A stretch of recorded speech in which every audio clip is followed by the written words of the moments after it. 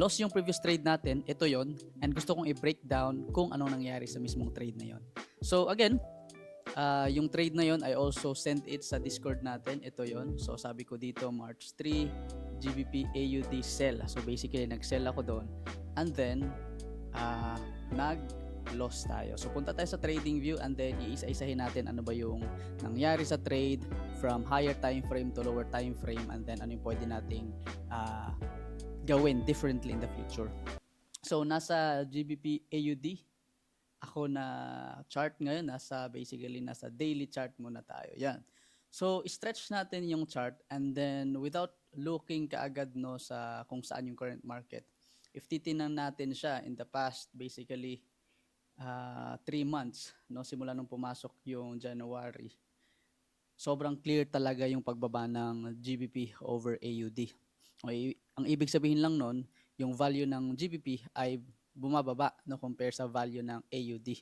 So sobrang lakas talaga ng AUD ngayon. Alright, so from the daily time frame, if titingnan natin to, what I can see here ay continuous na lower lows and lower highs. Okay, so sobrang steep lang talaga ng kanyang pagka-downtrend.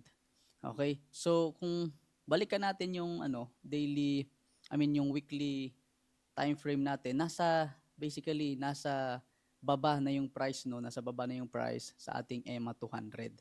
And ilang weeks na din siya na patuloy na bumababa. Okay, actually nung mga nakaraan, actually last year, sobrang ganda pa ng uptrend niya, and then bigla lang nung basically pagpasok nitong 2026, naging bearish siya. So basically weekly time frame bearish, then daily time frame bearish, right? And then nung nasa 4-hour time frame ako, nakita ko doon. So recently yung nangyari dito ay nakakita ko ng pwede nating lagyan ng trend line, which is this one. Okay, so ang nangyari, pag-angat ng price, merong mga confirmation candle dyan, nag-create siya ng lower low. So from this low, and then itong low na to, create na naman siya ng high, which is nag-test siya doon sa ating trend line. Then nagpatuloy lang siya pababa. So nung nakita ko to, in-anticipate ko na okay, so itong trend line na to, as much as possible, pag tinest niya ulit to, makakahanap tayo ng magandang sell opportunity. So yun yung ginawa ko. Okay, so unang nangyari nung tinest niya ulit ito, sobrang ganda nang nangyari dito, another confirmation candle, then bumaba siya. Right? Now,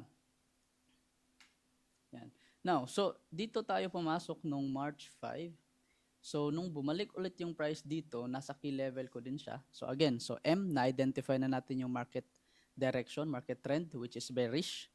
And then area of alignment, etong trend line na to plus etong area of alignment na to no, itong resistant na to no sa 4-hour time frame. Actually kahit tingnan natin yan sa daily time frame, etong level na to, itong zone na to, pwede nating i-consider yan na key level kasi if titingnan ninyong mabuti, ilang beses din nag-reject yung price dyan.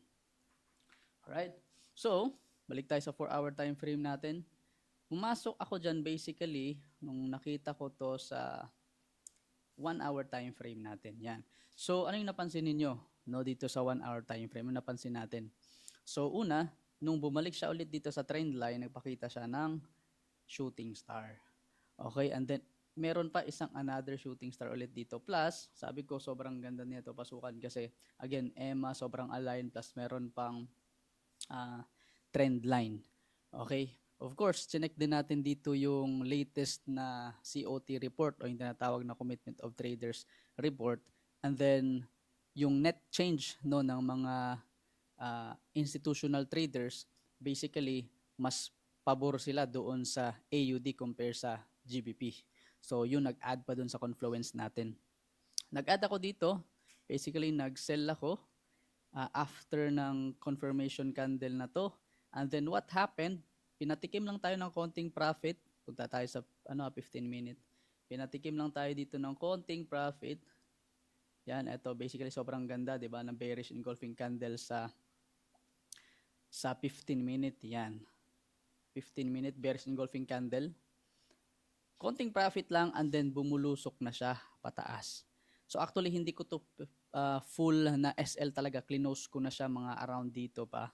So clinose ko na siya kasi if titingnan mo dito sa 1 hour time frame, hindi ko ina-anticipate to na ganito kalakas na movement sa major na key level na ina-anticipate ko na mag-hold.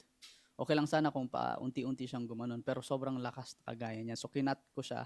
So around dito, buti na lang kinat ko mga around dito kasi basically nag-SL pa rin siya. So after siya nag-SL, anong nangyari? Yun, pagkalipas basically ng 2 days, yan, basically isang ano din pala to, ilang araw din pala to, basically nag-TP din siya, sumobra pa siya sa TP natin. So ganun talaga no, sa trading, you could be right sa direction ng saan siya papunta, pero wrong sa iyong timing. So that's why sa mate framework natin, very important to understand yung market direction, area of alignment, din yung timing. Kasi let's say if nag-wait ako muna no ng another test talaga dito, maybe dito na tayo nag-entry, itong confirmation candle na to, let's say ganito yung trade natin. So nag-TP tayo. Pero again, based sa trading plan na meron ako, valid loss pa rin to para sa akin kasi hindi naman ako nag-counter no doon sa aking trading plan or sa trend. So ngayon, ano ba yung pwedeng mangyari sa GBP AUD? So ano yung, tingnan natin kung ano yung pwede nating ma-anticipate dito. So ito yung kailangan natin tandaan. Sa market, hindi tayo nag-pre-predict. We are just reacting. Depende kung ano yung mangyari. No? So dito tayo, tingnan natin sa daily time frame.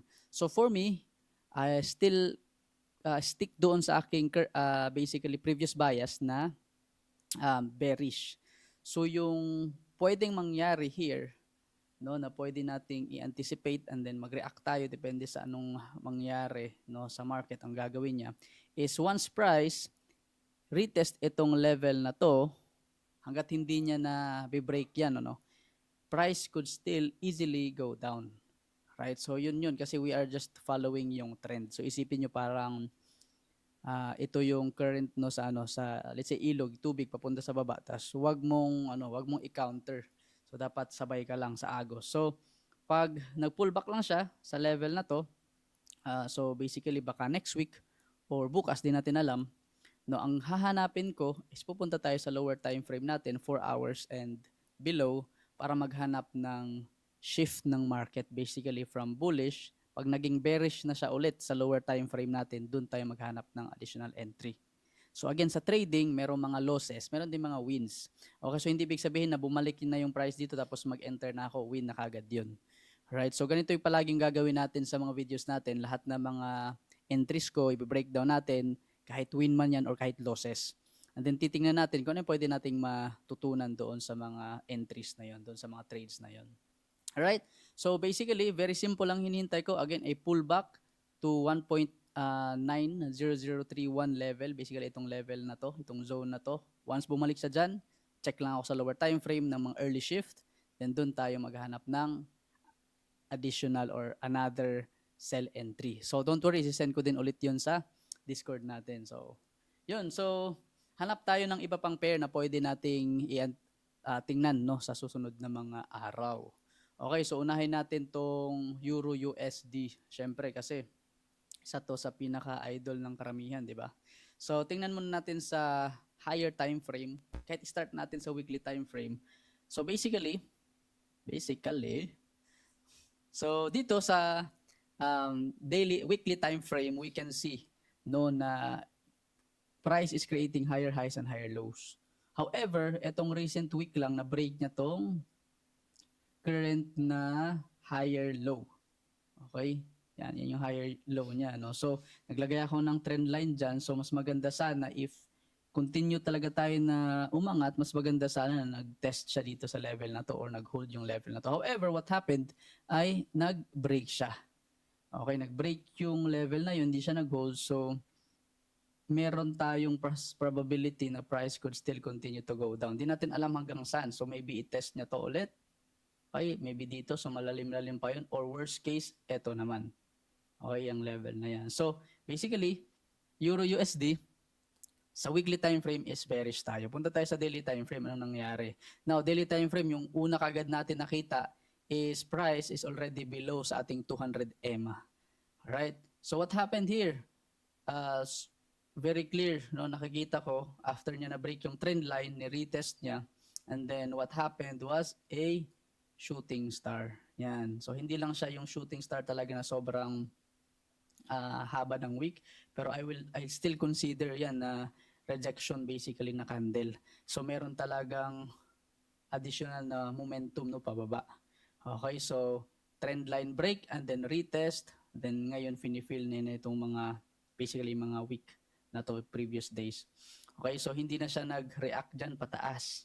Okay, so ano ba yung bias ko dito? As long na we are below dito sa trend line na to, I will be looking for sell sa Euro USD. So kailangan niya munang ma-break tong daily resistance na to. So para magkaroon tayo ng interest sa buy. So for example, kagaya niyan, yung ganyang itsura. So yan yung maganda no, na maghanap tayo ng buy. Pero as long na nasa baba siya, nandito pa siya, any pullback sa daily time frame, for example, itong ganitong pullback maybe next week, yan, reasonable siya na maghanap tayo ng sell. Now, of course, pupunta tayo sa lower time frame natin which is 4 hours and below, and then dun tayo maghanap ng mga early shift ng market. So basically from bullish, kasi magiging ganito yung itsura nun, no, dito sa lower time frame. Magiging uptrend muna siya, gaya niyan. Then pag naging bearish na siya doon na tayo papasok. Okay, doon na tayo papasok, maghanap tayo, and then maybe we'll be targeting a new lower low. Okay, so basically around here. Yan, sa level na yan. Okay, so kung hindi siya mangyari, well, again, hindi tayo nagpre-predict, magre-react lang tayo sa anong gagawin ng price. If ganito yung mangyari, then I will be reconsidering yung aking initial na bias. So that's it for Euro USD. By the way, shout out natin si Gone Free.